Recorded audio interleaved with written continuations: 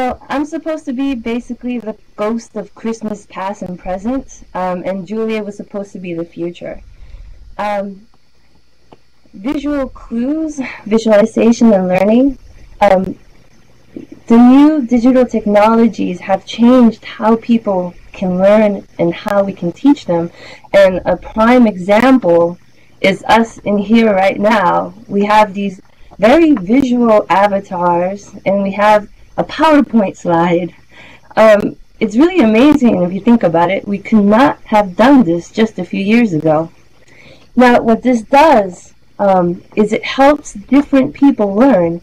An individual possesses at least 8 intelligences, supposedly. But let's focus on the primal 3.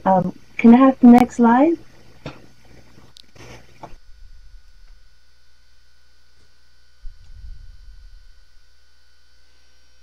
We learn using 3 primary modalities. So, visual, like this amazing medium right now, which also contains auditory. And we're a little short on the tactile, though since we can control our avatars, I think we have something going there. Simulations, video games, and videos all help us learn because they touch upon these different modalities. Video games in particular have other sneaky benefits. You're not just sitting there, just wasting time. Depending on the type of game that you play, you can learn strategic skills, especially if it's like a game where you have to control units and you have to tell them what to do and you need to build. Or if you need to work with other people and you become like a guild leader or an important member of a team, you learn leadership skills. Now this avatar here is me when I'm on World of Warcraft. Over there I am a frost mage, and I had to learn a complete set of skills in order to be able to help other people when I do 5-person groups or larger raids. And really, you can learn a lot using games, and it's not just the FPS type games where it's just trigger memory and you have to learn reflexes and stuff. You can actually learn really how to use your brain.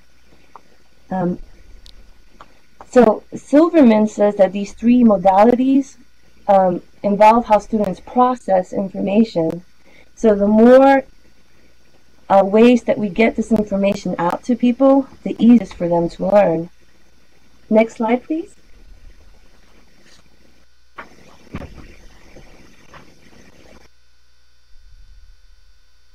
Simulations. This is a completely 3D render of a world. I used, I believe, Bryce and View, and you see there are virtual animals in it.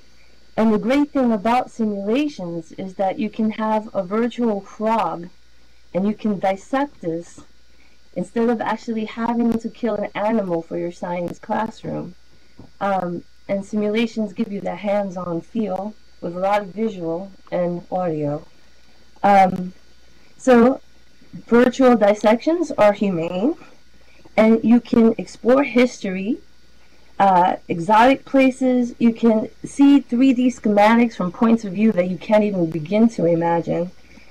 And you never have to leave the comfort of your chair.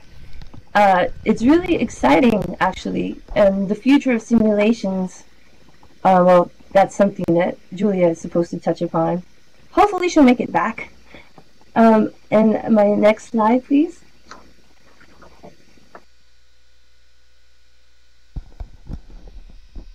Here, video. They cater to different ways of learning. When I did my music video tutorial, I started out using text. For people who like to read and take notes, I figured that that would help. And then I also used audio for those that need to hear something in order to catch it. And when it comes to music, I figured audio is really a good way to go. But I also had the video, and I wanted to capture something. So I had a video keyboard in this game. and I was able to show using the keyboard what the notes were. The benefits of video for visual learners is pretty obvious, but you can also see how it ties into the audio.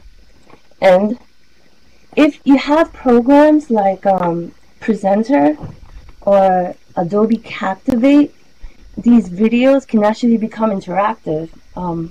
I've actually had a chance to play with these, and I can't wait. I hope I can use them further.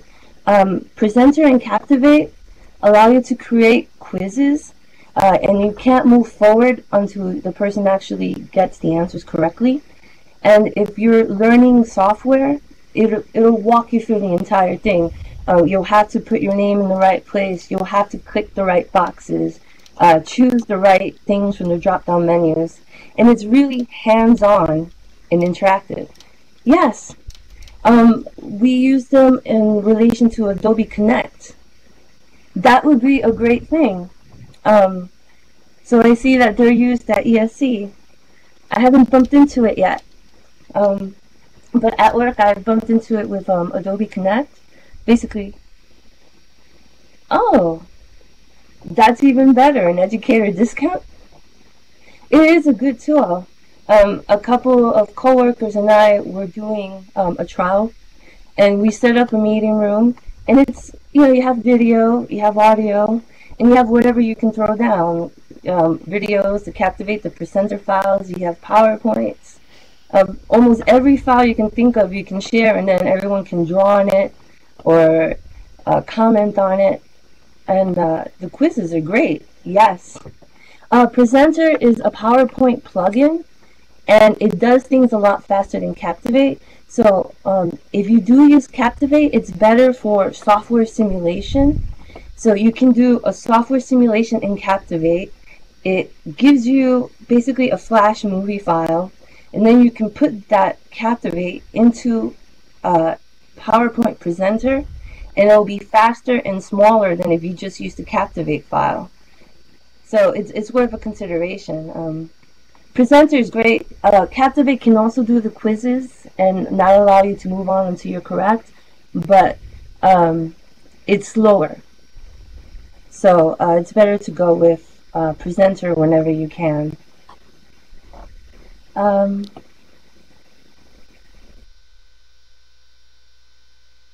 Videos can be used for just about anything, and if you can take a picture of it, you can incorporate it into a video. And even if you can't take a picture of it, that's what the future is about. Next slide, please.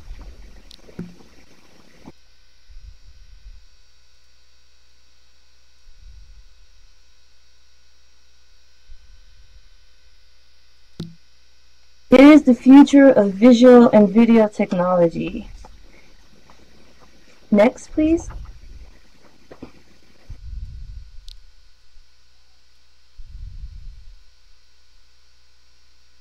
What you see here are the Google glasses, and let me tell you, I can't wait until they become general and less expensive. They are mini computers that you wear on your head. Can you imagine? You can learn anywhere, for real, hands off. I mean, it's just incredible. It's like wearing a 25-inch high-definition TV. You know, you have the screen over one eye so you can still see the world around you. And then you can interact. If you see a vase, you can ask the glasses, and it can give you information. I don't know if that will be legal. I don't think you should be able to drive while using them. They'll be pretty distracting. The video shows that if there's something out there that it can dig up on the internet, it will show you the information. Yes, you can do GPS and stuff. But again, I wouldn't drive while doing it. It wouldn't be very safe. Okay, these glasses have photo, video, audio, and Wi-Fi capabilities. They can use Bluetooth. They have 12 gigabytes of memory, and it's synced with the Google Cloud storage system. So you get 16 gigabytes of flash. The My Glass companion application enables GPS and SMS messaging. You can usually get a full day's use of the battery, but some activities such as video recording will use up battery life. Yeah, you can do, it's amazing. You can do anything with these just about. I can't wait to see what they end up with. Right now they're given out to people so that they can test them and think of any more applications. Yes, or you can just say take picture, take video. It's next slide, please.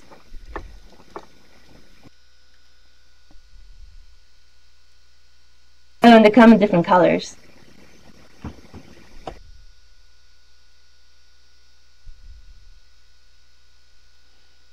Okay, one last thing about the glasses. You get hands-free photography, you can do the videos, instant sharing, real-time directions, voice-activated messaging.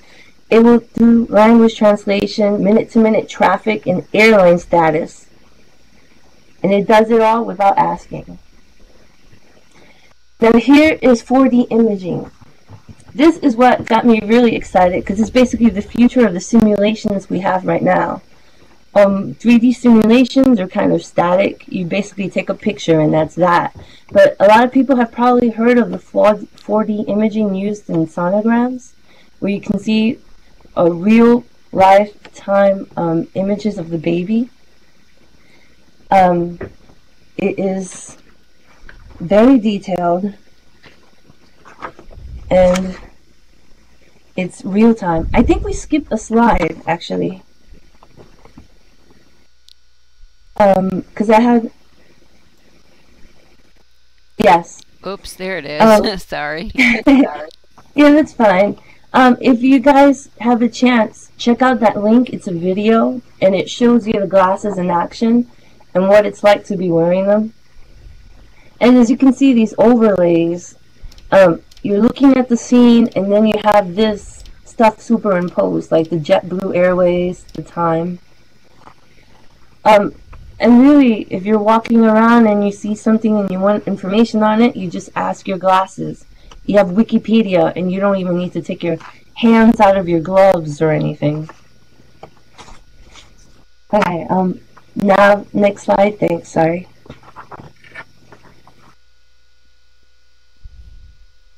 The 4D imaging, as I mentioned, is going to be the future of simulations. The real-time baby cameras already are fascinating, and I found a site that shows the 4D image and then it shows the picture of the baby, and it's amazing how similar they actually look. I think that's pretty exciting.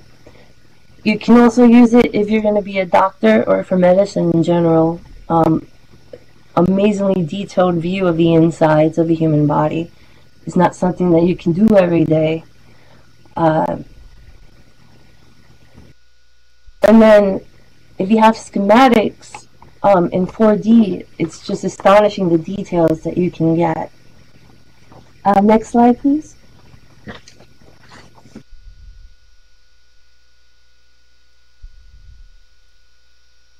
Here you see another 4D image.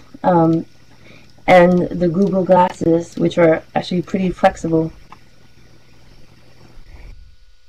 In conclusion, these future learning tools, they attract, engage, and support different learners. And the current tools right now, most people prefer something a bit more interactive than just sitting down and looking at black and white. And as these things continue to evolve, I think the ways that we learn will also continue to evolve. And I'm really excited to see where these technologies will take us. From earth science, producing virtual rock formations, under the sea visuals, creating a starry night, to math, creating geometry games, acting out who has games and written story problems, to history, actual Civil War or historical reenactments, where it feels like you're right there making the decisions even though you never leave your chair.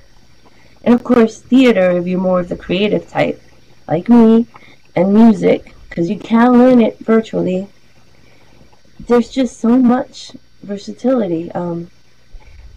So you're only limited by your imagination and how quickly you can get your hands onto these new technologies. And I'm really hoping that we can get our hands on them very soon.